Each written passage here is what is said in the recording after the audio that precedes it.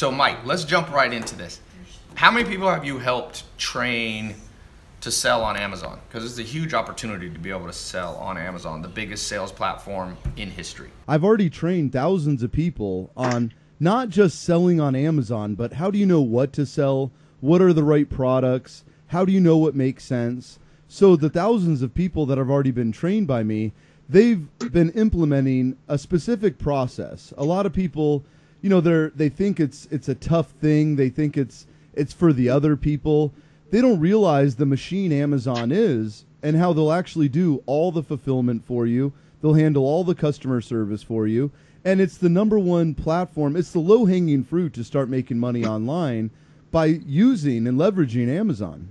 So what are the kind of things you've seen people sell on Amazon? My mom and I were just talking about, what were you talking about, Mom? Selling coffee business you wanted, or was it? Type of bullet coffee. Type of bulletproof coffee, like what Dave asked. What's different about yours? Well, it would have Put it real close, Mom. Almost touching. More ingredients, more superfoods in it. My mom's been into health food since like since she was a teenager. So I don't want to give away her age. I don't want to. Wow. Not the 1920s. No. You're not that old, Mom. No, since time. So let's say somebody watching here wants to sell a supplement. They want to sell clothing line brand. They want to sell a gadget. Like I have a friend selling this gadget. You put it on you while you're exercising, and it tells you all this readout on your metrics on how much fat you're burning and all that. Would you say Amazon? How much does it cost to get started on Amazon? Like in your experience? Okay, so you can get as little as $500 in inventory to start. Now, where a lot of people make mistakes is they think they're going to find the next great idea, or they think, you know, I'm gonna find something really clever. It's actually not that difficult. The stuff you want to sell on Amazon is the stuff that makes sense, meaning there's 3 criteria. Does it already sell well? Can I compete? And are the margins there? And that's why you don't really have to know what you want to sell. I know that sounds kind of crazy, but you know, I have AmazonSecrets.net. I started that, and I have a partner, Matt. The two of us started that because we wanted to start sharing the information that it's not just for people with a lot of money. It's not just for people with experience selling. Anybody, and it's all about finding the right products. And I even have some really cool free training videos. Like, you know, your mom should check it out. You should check it out. If you just go to the AmazonSecrets.net, check it out for yourself. But the trick to selling on Amazon is not trying to recreate the wheel. It's just following a pretty basic process. Yeah. So $500 to start. I know this is going to be people's #1 question. And I'll just ask you, if you were starting from scratch and you were going to sell something on Amazon, what would you sell? Just throw out 3 examples of something you would sell on Amazon. For sure. So I like to go into categories, right? Because there's so many products within each category, but home and kitchen is a great place to start. Pet supplies is a really great place to start. And electronics, you know, it's not so much what to sell, but I'll give you some specific ideas. It's more about what meets the criteria. So with that being said, so there's one tool that's really cool out there. It's called, if you go to AmazonProductFinder.com, it's a really cool tool because what you can do is, what it does is it scrubs all of Amazon. So you could say, show me everything with less than 50 reviews.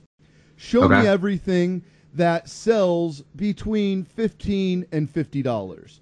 Show me everything. So, what's the name of the website again? If somebody's listening, what was the name? It's called the AmazonProductFinder.com. So if you go to AmazonProductFinder.com, it's a really cool tool for that reason. So to me, I go by category. So I'll click on the whole category of pet supplies. I'll click on the whole category of home and kitchen. Outdoors stuff is really cool. Barbecue grill covers, you know, these new silicone gloves, you know, those fidget spinners were hot for a while. But the way you find out what makes sense is you want to see that there's people that are already selling $8,000, $10,000, $12,000 a month in sales. They have less than 50 reviews, And then the last thing you need to figure out is, are the margins there? Now, why do you want it to be less than 50 reviews? Because you want to see that people are already crushing it that don't have a lot of reviews. It just shows you that it's a good entry point. So it basically means it's an unsophisticated market, so to speak. Like, it's selling well, but they don't know how to get reviews and things like that. That's exactly right. Or it just means that it's such a great seller because, of course, you'll see stuff with 10,000 reviews. That might be hard to compete against. If they have 50 reviews or less, just being part of my inner circle, it's like people get, countless reviews. And that's what's cool because it gives you that competitive edge. Meaning, if you already see that a product, and you might see the same thing. Let's use barbecue grill covers as an example.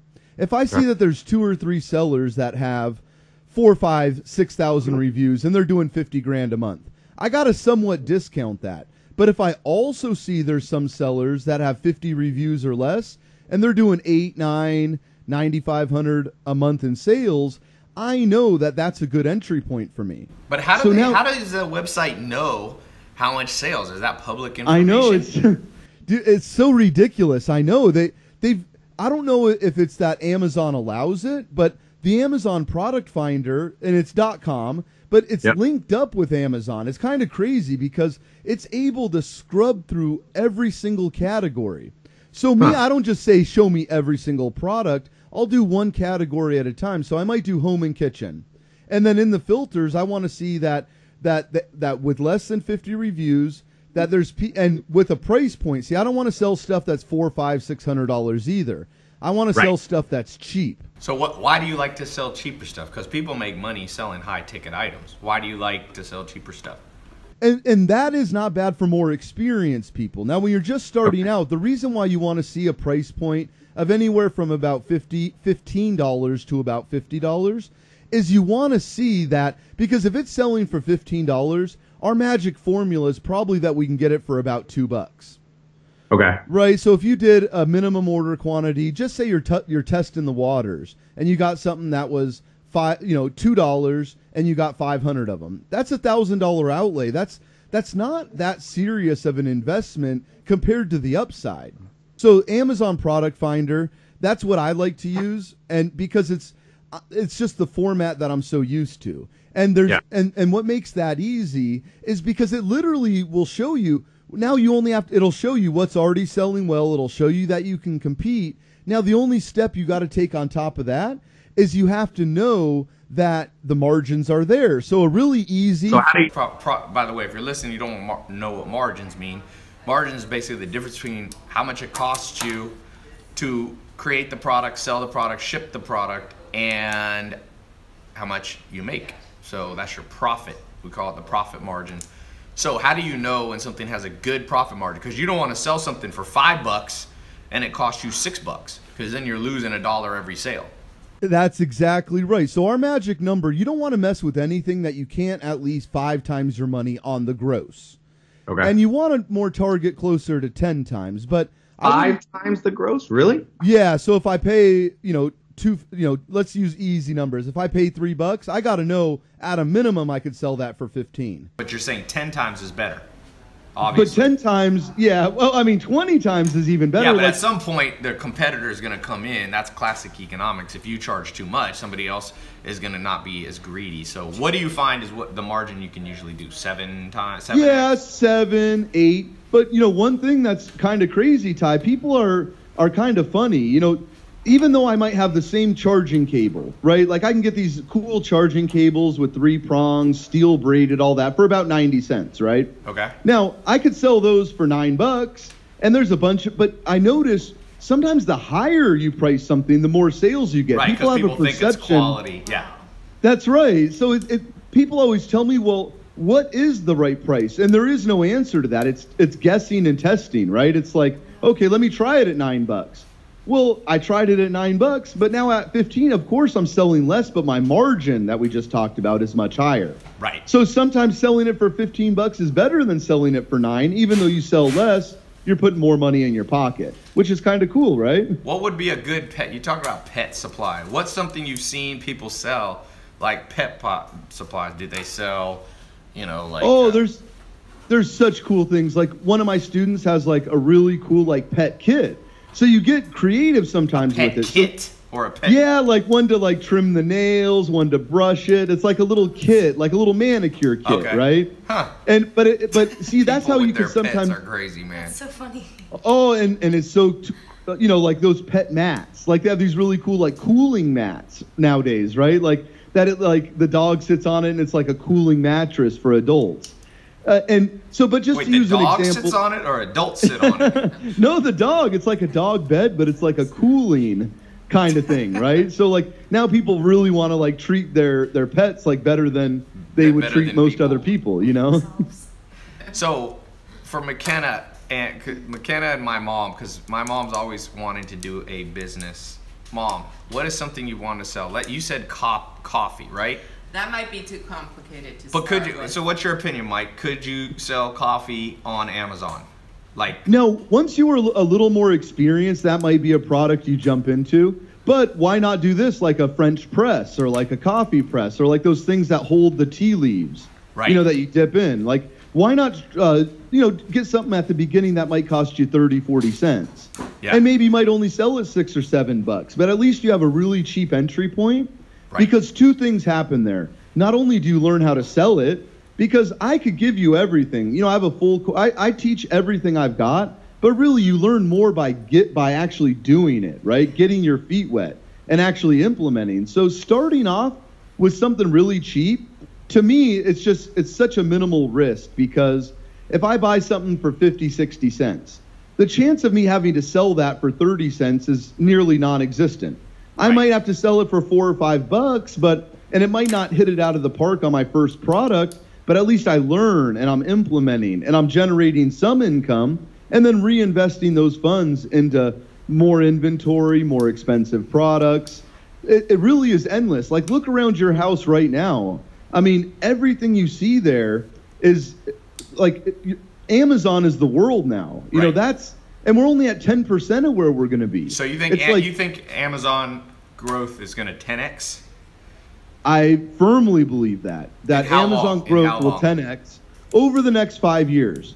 Wow. Because as crazy as it sounds, it's still something like 80% of transactions take place in brick and mortar. Right. So people are still going to the store. Surface. They're going to the store. McKenna, how much stuff do you buy online? Clothes. Be honest. How much do you go to the store versus online? I would say 80 to 90% of my clothing is online. Absolutely. Oh, really? Yes. Okay. Absolutely. Mom, how about you? No, I don't buy that much online. Basic stuff maybe, but not clothing. So the newer generation is okay with buying stuff online, and now like Whole Foods, I'm telling you, watch this Amazon Whole Foods thing. Grocery companies, all the big ones, Vaughn's, Ralph's, they're all scared because now Amazon, what's the first thing Amazon did? The first Monday that they owned Whole Foods, they dropped the prices by about half on most of the stuff. That was a really good idea. Yeah, and that's where we're moving. You know, 5 years ago, it's funny, my father-in-law, like he wouldn't enter his credit card online to buy an airline ticket, right? He was scared somebody's going to get his credit card. Now it's like so second nature, no one hesitates to ever put their credit card in on Amazon or, using PayPal or going on Delta.com and buying an airline ticket. Now it's not even a question, and people are moving in that direction. That's why when people say, Mike, you think it's saturated, the Amazon? And it's like, we're not even at 10% of where it's going to be. Yeah. And, one of the keys, and we almost started talking about it, it's like, so once you know it sells well, once you know you can compete based on the reviews, preliminarily go to a site like Alibaba, right? Have you heard of Alibaba? Yeah. So what Alibaba is, it gives you the preliminary information, right? So let's use something like, since we're already talking about like barbecue grill covers, let's just use that as like an example that people don't really realize sells really good, but it does sell really good, and the margins are there. So say you see the average barbecue grill cover that you see it on Amazon, you see that it has 50 reviews or less, and that there are sellers with 50 reviews or less that are doing 8, 9, 10,000 a month. Now what you're going to do is preliminarily you want to know the third question, which is, are the margins there? So you go to a site like Alibaba, and that's going to give you preliminary pricing. So what you do, You type in barbecue grill covers, and you'll see, okay, if I buy 500 of them, I can get them for $6. If I buy 1,000, I can get them for $4. Now, remember, that's preliminary pricing. So you want to email the supplier, say, hey, can you give me a price quote? What do you want for shipping? You want all that stuff. Now, what I've done is I've taken that a step further, and I actually have a company that I work with in China that'll actually get, so you want benchmark pricing. So Alibaba is going to give you the benchmark pricing, but then I'll have my guys in China go to the actual manufacturers and see how much more I could whittle that down. Right. So if I see I can already get 6-7 times my money on Alibaba, I know it's only going to get better. So that's a product that will now be on my list of things that I want to source. You know, fitness bottles, like shaker bottles, charging cables, like little basic things that you don't realize how well these things sell. Yeah. And that's why starting out small is the best idea, because not only do you get your feet wet, but your margins tend to be higher on those really low ticket items. And then that enables you, because I would, at this point in my Amazon career, I would buy something for $100 that sells, you know, for $200. Even though it's only 2x on my money, it's $100 per sale. Right. But that's not for new people, But you're and more that's what we're advanced. How many talking years about. have you been doing it? So I've done it now.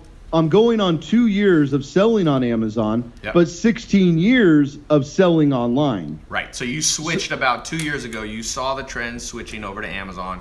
You switched from the old way. You might have been selling with your own shopping cart and things like that. Now, let's just walk through a super simple thing here. My mom likes when I make stuff super simple.